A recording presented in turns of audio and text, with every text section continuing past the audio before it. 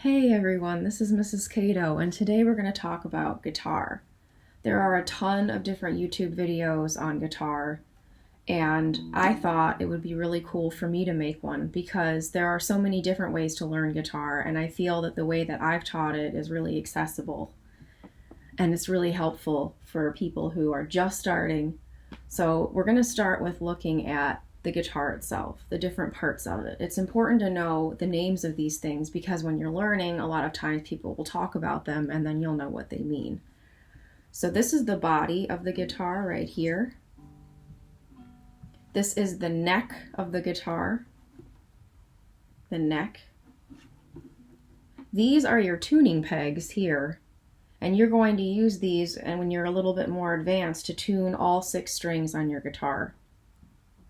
You have 6 strings on your guitar. They are starting to be named from the one that's closest to you and is the thickest, this string right here. So we have E, A, D, G, B, and E. E, low E, A, D, G, B, high E. It's important that you memorize the name of those strings. Then it's important to think about how do you hold your hands when you play guitar. The first thing you need to know is that you're going to use your left hand on the neck of the guitar and you're going to use it to push down the strings. So you need to make sure that your thumb is kind of like a thumbs up a little bit, but also down on the neck of the guitar like this. And you're going to put it kind of where it feels comfortable depending on what chord you're doing at that time. So a lot of times it happens to be around the second piece of metal. Those are called frets. Frets are very important because whenever you learn any chord on your guitar, you're going to need to know what fret number you're using. So the frets are the strips of metal that run down like this. So your first fret is the one that's closest to your tuning pegs.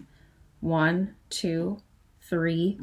A lot of times, guitars will have a marking to help you remember where your frets are. On my guitar, I have a mark for the 4th fret and the 6th fret, but a lot of guitars will mark your 3rd fret, your 5th fret, frets that are really important to remember where they are.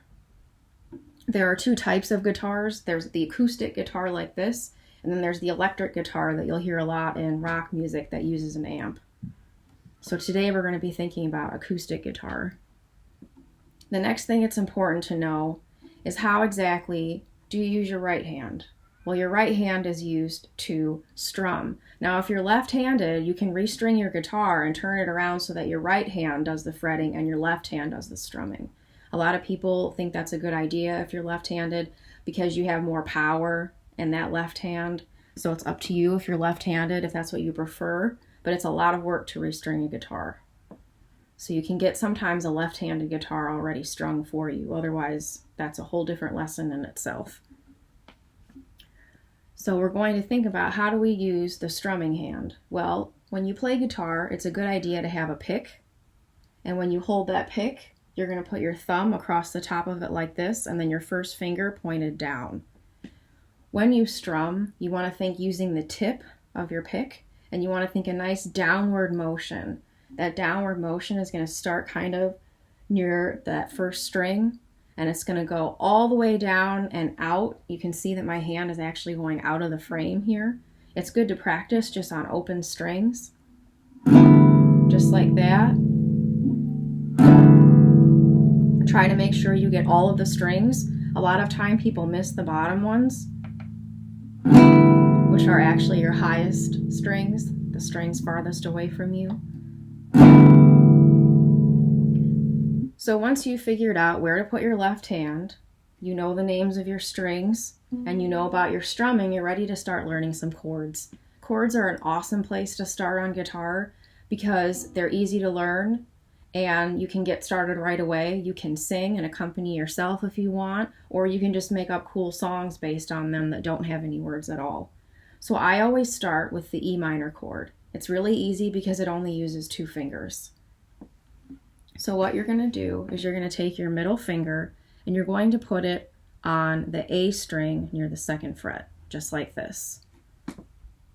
Then you're going to take your middle finger, your ring finger, and you're going to put it beneath your middle finger.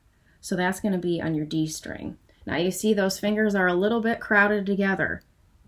You want to make sure when you're doing any chord that your fingers are near the fret so you don't get a buzzy sound. So I want my fingers to be near that second fret. That's why they're not over here in the middle. That's why that ring finger is like right next to that second fret. Now with the E minor chord, you get to use all of your strings, which is another reason why it's the awesome first chord to learn. You want it to have a really nice resonant sound, or you want to be able to hear it after you play it, and you want it to sound really beautiful. So you want to make sure you're strumming all of those strings. The next chord that's easy to learn is the E major chord. The E major chord is exactly like the E minor chord. All you do is add your first finger near the first fret on the G string, just like that. So this is what that chord will look like if you are a right-handed guitar player. Now, when you first start playing guitar, it's going to hurt. You have to press on the strings hard or else the sound isn't going to come out. You'll usually get calluses once you play longer, but it is kind of a little bit of a painful process at first. That's normal. When we play our E major chord, we use all of the strings just like the E minor chord. And you'll hear that that has a different sound. The E minor chord, kind of a sad sound. The E major chord, when we add in that G string, a happier sound, generally. The next chord that I like to teach is the A minor chord. The reason I like to do A minor right after E major is because all you have to do is move your fingers towards the floor, or higher sound but farther away from you. So what you can do is you can put your fingers back in that E major shape like I have right now, and then you can just say, okay, I'm going to move my middle finger down one, which would be on the D string, my ring finger down one, which would be on the G string, and my first finger down towards the floor, one which would be on my B string. Now with this one, you're going to only play from the A string down. Think about it. It's the A minor chord, so you don't need to use this big thick E string. So you're going to put the tip of your pick right on that A, and you're just going to strum that beautiful motion down. Nice flowing strum motion. So there's that A minor chord. Now we move to A major. A major comes next because the fingers are going to be very close to where they were. So I'm going to teach you the alternate A major chord. It looks a little bit like a triangle. So what you're going to do is you're going to move your first finger back onto that G string, but you're going to put it in between the first and the second frets. You have to do that because it's the only way your fingers are going to fit. Your middle finger is actually going to stay right where it is, and then your ring finger, that finger right next to your pinky, is going to move to that B string. So it's going to look just like a triangle, where your middle finger is that point of your triangle.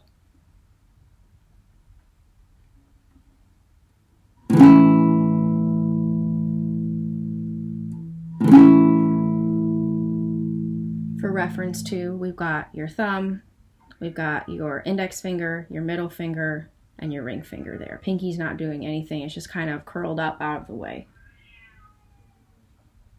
So the next chord that's really important to learn is the D major chord. And this is another chord that's really close to the A major chord, so that's why I would teach that one next.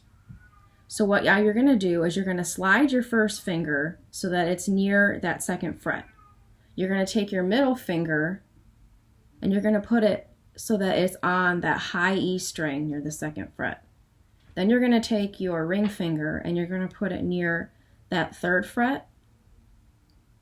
So you've got kind of a weird triangle shape with this one too. It's really important to remember the shapes of the chords too, because if you're a really visual learner, that can help as well.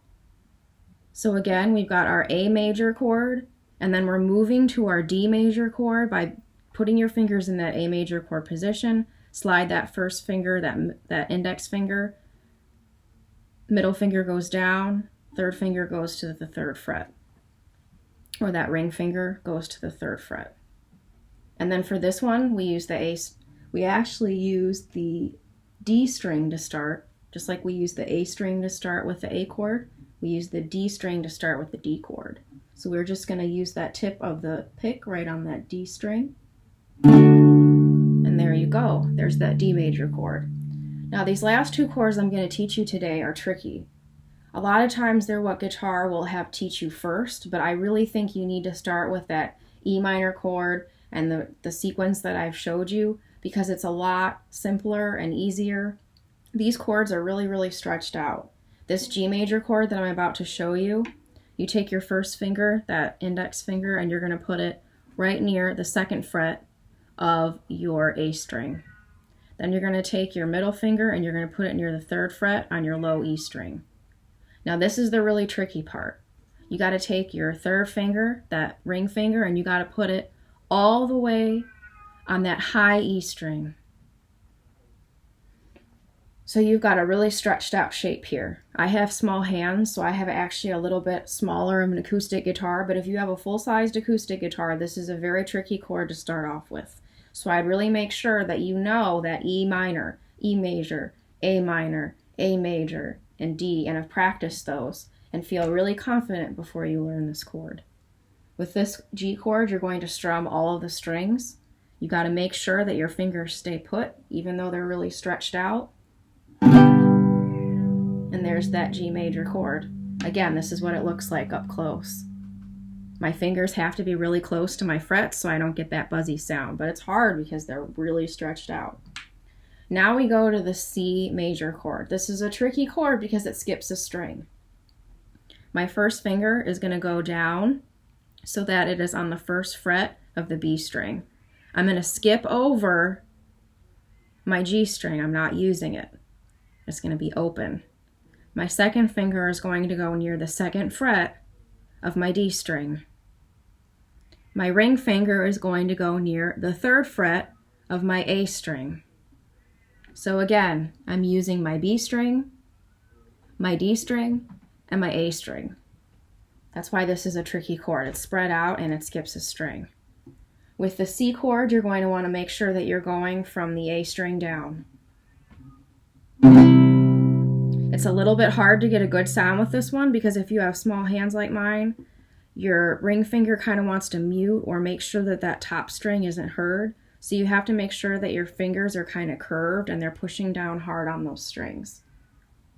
And that's your C. So today we've learned about the parts of the guitar, where to put your left hand, where to put your right hand, how to hold that pick.